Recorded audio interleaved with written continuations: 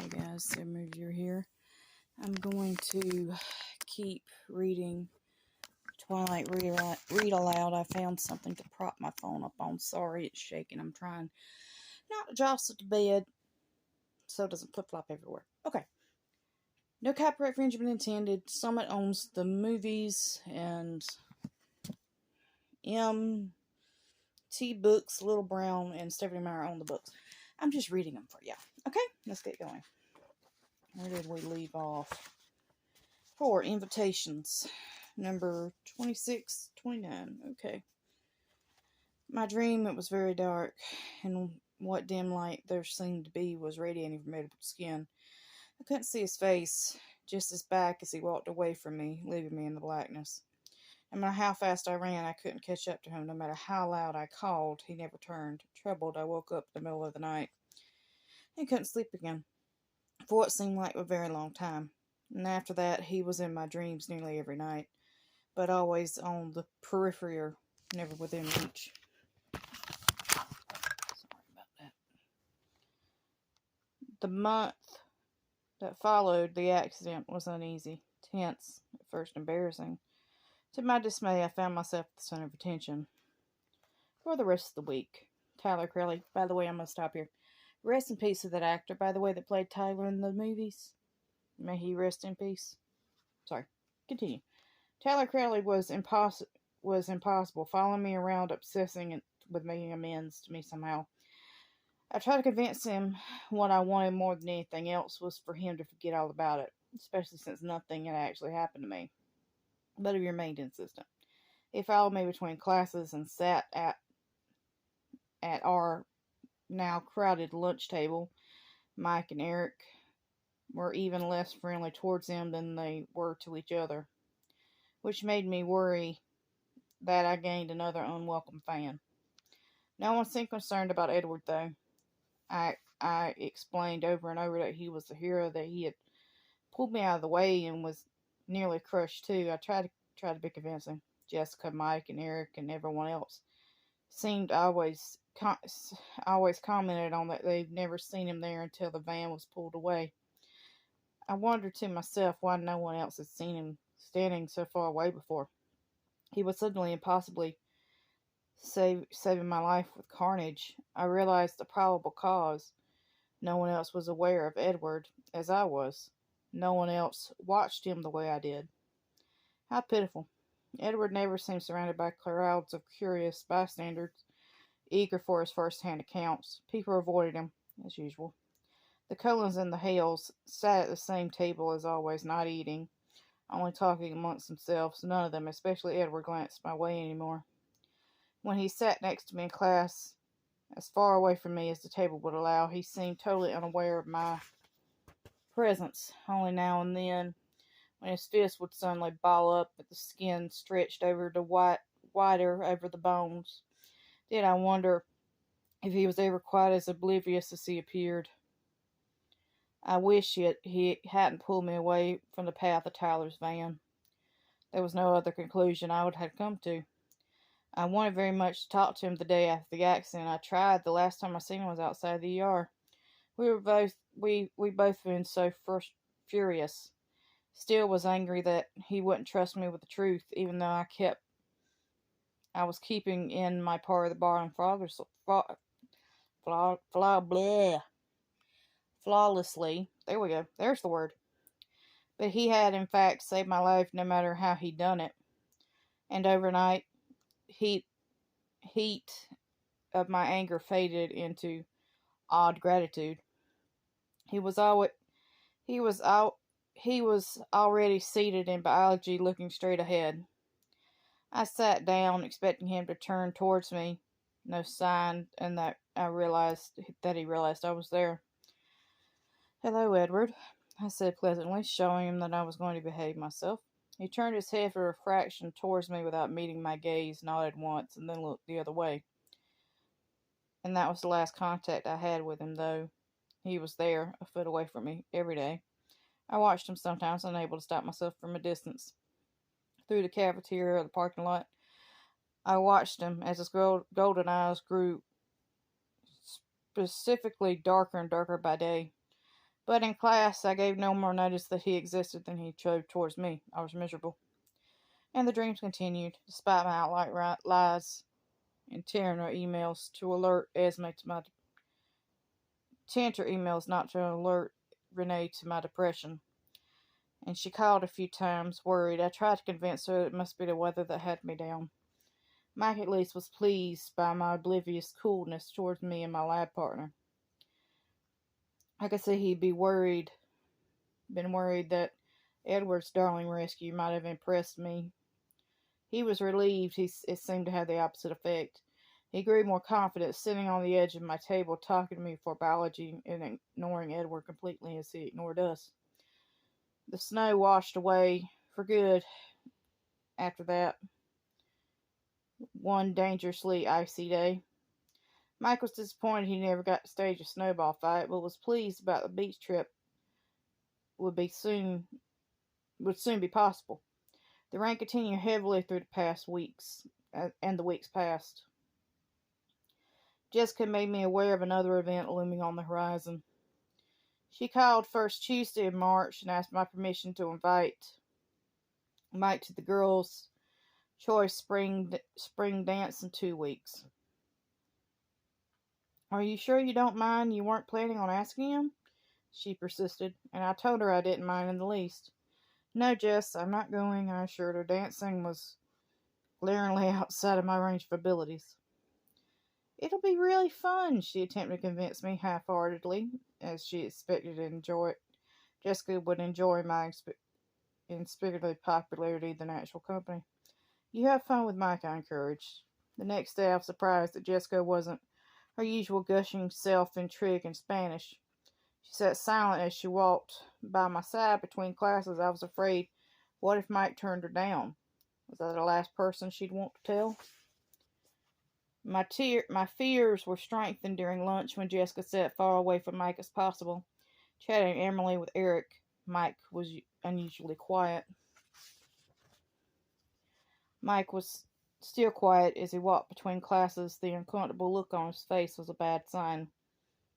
But he didn't broach the subject until I was at my seat and he was perched on my desk as always. I was electricity aware of Edward sitting close enough to touch, as distant as he was merely in my inverted imagination. So, Mike said, looking at the floor, Jessica asked me to the spring dance. That's great. I made my voice sound bright and enthusiastic. You'll have a lot of fun with Jessica. Well, he floundered as he examined my smile, clearly not happy with my response. I told her I'd have to think about it. Why'd you do that? I let my disapproval color show in my tone. I was relieved he hadn't given her an absolute no. His face was bright red as he looked down again. Pity shook my resolve. I was wondering if you might be planning to ask me. I paused for a moment, hating the wave of guilt that swept through me. But I saw from the corner of my eye Edward tilt reflexively in my direction. Mike, I think you should tell her yes, I said. Did you already ask someone else? Edward didn't notice how Mike's eyes flickered in his direction. No, I assured him, I'm not going to the dance at all. Why not? I didn't want to get into the safety hazards of dancing presented, so I quickly made new plans. I'm going to Seattle that Saturday, I explained. I needed to get out of town anyway, and suddenly it was the perfect time to go. Can't you go some other weekend? No. Sorry. You shouldn't make Jess wait like that any longer. It's rude. Yeah, you're right, he mumbled and turned dejected and walked back to his seat. I closed my eyes, pressing my fingers to my temples, trying to push the guilt and sympathy out of my head. Mr. Banner began talking. I sighed, opened my eyes, and Edward was staring at me confusedly, with the same familiar edge of frustration, even more distant now, in his black eyes. I stared back, surprised by his expression, but instead he continued gazing prolongedly, intensely into my eyes. There was no questioning for me. My hands started to shake. Mr. Cullen, the teacher called, seeking an answer to a question I haven't heard. The Krebs cycle. I think I said that right. He seemed reluctant and turned to look at Mr. Banner. I looked down at my book. His eyes released me, trying to find my place. Carefully as ever, I shifted my hair over my right shoulder to hide my face. I couldn't believe the rush of emotion pulsing through me, just because he happened to look at me for the first time in a half dozen weeks. I couldn't allow him to have this level of influence over me. It was pathetic. More pathetic. It was unhealthy. I even tried to not be aware of him resting the rest of the hour, since it was impossible at least not to let him know I was aware of him. The bell rang. I turned back to him to gather my things, expecting him to leave immediately, as usual. Bella. His voice shouldn't have been so familiar to me, as if I'd know that sound, as if I'd known that sound all my life, then just a few short weeks. I turned slowly, unwilling. I didn't want to feel what I knew I would feel when I looked into his too perfect face. My expression was wary. When I finally turned to him, his expression unreadable. He didn't say anything. "What?" I finally asked. "Are you speaking to me again?" An unessential note in my particular voice. He twitched, fighting a smile. "No, not really," he admitted. I closed my eyes, exhaled slowly through my nose, and aware I was grinding my teeth, and waited. "Then what do you want, Edward?" I asked, keeping my eyes closed. It was easier to talk to him coherently that way. "I'm sorry," he sounded sincere. "I've been very rude, I know, but it's better this way. Really." I opened my eyes, and his face was serious. "I don't know what you mean." "It's better if we're not friends," he explained. "Trust me." My eyes narrowed. I heard that before. "Too bad you didn't figure that out earlier," I hissed through my teeth. "You could have saved yourself all this regret." Regret? The word, my tone, obviously caught him off guard. Regret for what? For not just letting the stupid man squish me.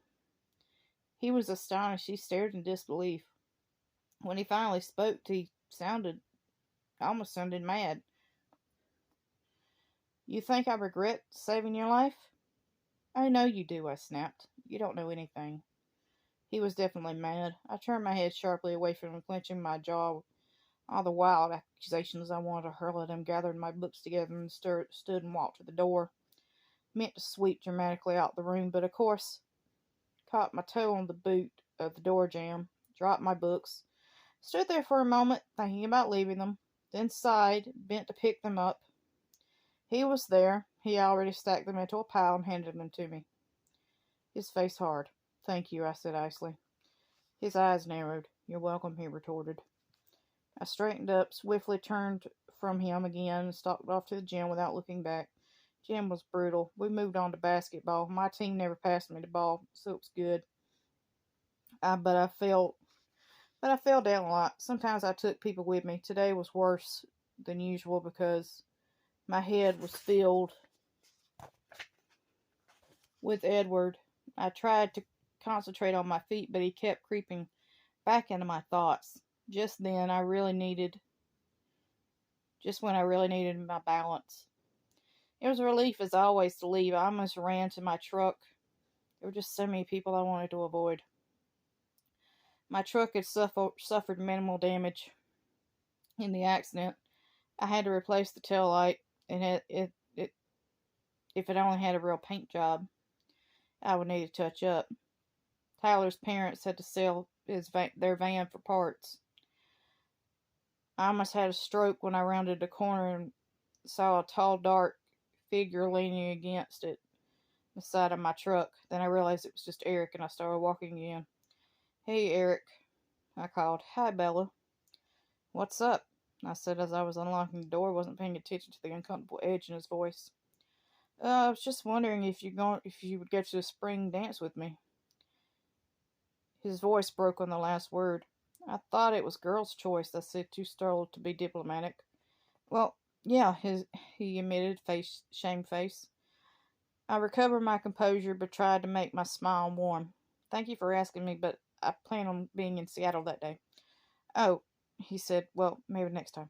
Sure, I agreed, bit my lip. I won't want to make him take that too literally. He scrouched off back towards the school. I heard a low chuckle. Edward was walking past the front of my truck, looking straight forward, his lips pressed together. He yanked the door open, jumped inside, slammed it loudly. Behind me, revved the engine, deafening, reversed out into the aisle. Edward's car was already 2 spaces down, sliding out smooth and friendly to cut me off. He's cutting me off. He stopped there to wait for his family. I could see the 4 of them walking this way, but by the cafeteria. I considered taking out the rear of his shiny Volvo, but there were too many witnesses. I looked in the rearview mirror. A line began to form directly behind me. Tyler Crowley was in his recently acquired used Senta, waving. I was too aggravated to acknowledge him. While I sat there, looking everywhere but the car in front of me, I heard a knock on my passenger side window. I looked over and it was Tyler, glancing back in the rearview mirror, confused. His car was still running, the door open. I leaned across the cab, yanked the window down. It was stiff. I got it halfway down and gave up. Sorry, Tyler, I'm stuck behind Cullen. I was annoyed. Obviously, the holdup wasn't my fault. Oh, I know. I just wanted to ask something while you were trapped here, he grinned. Will you go to the spring dance? He continued. I'm not going to be in town, Tyler. My voice sounded sharp. I had remembered it wasn't his fault that Mike and Eric had used up my quota of patience for the day. Yep, Mike said that. Then why? He shrugged. I was hoping you were just letting him down easily. Okay, it was completely his fault. Sorry, Tyler. I was working on hiding my irritation. I'm really going to be out of town. That's cool. We still have prom. And before I could respond, he was walking back to his car. I could feel shock on my face. I looked forward to see Alice, Rosalie, and Jasper. I was sliding into the Volvo in his rearview mirror, Edward's eyes on me. He was unquestionably shaking with laughter as if he heard every word Tyler had said. My foot inched towards the gas pedal. One little bump wouldn't even hurt them. Just that glossy silver paint job. I revved the engine, but they were all in. Edward was speeding away. I drove home slowly, carefully muttering to myself the whole way. When I got home, I decided to make chicken enchiladas for dinner. It was a long process. It would keep me busy. When I assembled the onions and chilies, the phone rang. I was almost afraid to answer it. Thought it might be Charlie and my mom. It was Jessica. She was jubilant. I don't know what that means. Mike had called her after school, and she accepted her invitation. I celebrated with her briefly as I stirred. She had to go. She wanted to call Angela and Lauren. Tell them, I suggested with casual innocence. Maybe that Angela, the shy girl who was in biology with me, could ask Eric. And Lauren, a standoffish girl, had always ignored me at our lunch table, could ask Tyler. I heard he was available. Jess thought it was a great idea. Now she was sure of Mike. She actually sounded sincere. When she wished I'd go to the dance, I gave her my Seattle excuse after I hung up. I concentrated on dinner, dicing chicken especially.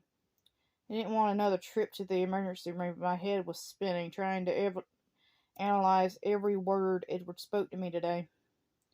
What did he mean? It was better off we weren't friends. My stomach twisted as I realized he must have not meant it. He must have seen how absorbed I was with him. He must not want to lead me on, so we couldn't even be friends because he wasn't interested in me at all. Of course he wasn't interested in me, I thought, eyes stinging. Angrily, my eyes stinging. A delayed reaction from the onions. I wasn't interesting. He was interesting, brilliant, mysterious, perfect, beautiful, and possibly able to lift a full-size van with one hand. Well, that was fine. I could leave him alone. I would leave him alone. I would get through my self-posed sentence here in purgatory, and then I'd hopefully some school southwest or possibly Hawaii would offer me a scholarship. I focused my thoughts on sunny beaches and palm trees, finished the enchiladas, and put them in the oven. Charlie seemed suspicious when he came home and smelled the green peppers. I couldn't blame him, but the closest edible Mexican food was probably in a southern California. But he was a cop, and even if it was a small town, he was so brave to take a first bite. He seemed to like it, and it was fun to watch him slowly trust me in the kitchen. Dad, I asked when he was almost done. Yeah, Bella. I just wanted to know if you were going. Wanted to know if you. I just wanted to let you know that I'm going to Seattle for a day, for a week from Saturday, if that's okay. I didn't want to ask permission. It set a bad precedence, but it felt rude to tack it on then. Why? He sounded surprised, as if he was unable to imagine something outside of Forks couldn't offer. Well, I wanted a few books, and the libraries here are pretty limited. Maybe look at some clothes. I had more money than I was used to having, since thanks to Charlie I hadn't had to pay for a car. Not that the truck couldn't cost me anything, but a bit of gas in the department. That truck probably isn't going to get good gas mileage. I know. I'll stop in Minnesota, Olympia, and Tacoma, if I have to. Are you going by yourself? He asked. And I couldn't tell he was suspicious, or if I had a secret boyfriend and he was worried about car trouble. Yes. Seattle's a big city. You could get lost, he fretted. Dad, Phoenix is 5 times the size of Seattle. I can read a map. Don't worry about it. Do you want me to come with you? I tried to be crafty as I hid my horror. I'll be alright, Dad. I'll probably just be getting in dressing rooms all day. Very boring. Oh, okay. The thought of sitting in a woman's clothing store for any period of time immediately put him off. Thanks, I smiled at him. Will you be back in time for the dance? Grr, only in a small town would a father know when a high school dance was. No, I don't dance, Dad. If our people should understand that, I didn't get my balance problems from my mother. He understood. He did understand. Oh, that's right. He realized the next morning when I pulled into the parking lot, I deliberately parked as far as possible from the shiny Volvo. I didn't want to put myself in a path of too much temptation and end up owing him a new car. Getting out of the cab, I fumbled with the key, and it fell into the puddle at my feet. As I bent to get it, white hands flashed out, grabbing it before I could jerk upright. Elder Cullen was next to me, leaning down casually against my truck. How did you do that? I asked in amazed irritation. Do what? He held my key out as he spoke, and I reached for it, and he dropped it in my palm, appeared out of thin air. Bella, it's not my fault you were explanationally unobservant. His voice quiet as usual. Velvet, muted, scowl on his perfect face, but his eyes were light again, a total deep honey gold. Then I took a look down, reasoned my now tangled thoughts. Why the traffic jam last night? I demanded, still looking away. I thought you were supposed to be pretending I don't exist, not irritating me to death. That was for Tyler's sake, not mine. I had to give him a chance, he snickered. You, I gasped. I couldn't think of a bad enough word. It felt like anger could physically burn, like the heat from my anger could physically burn him, but he only seemed more amused.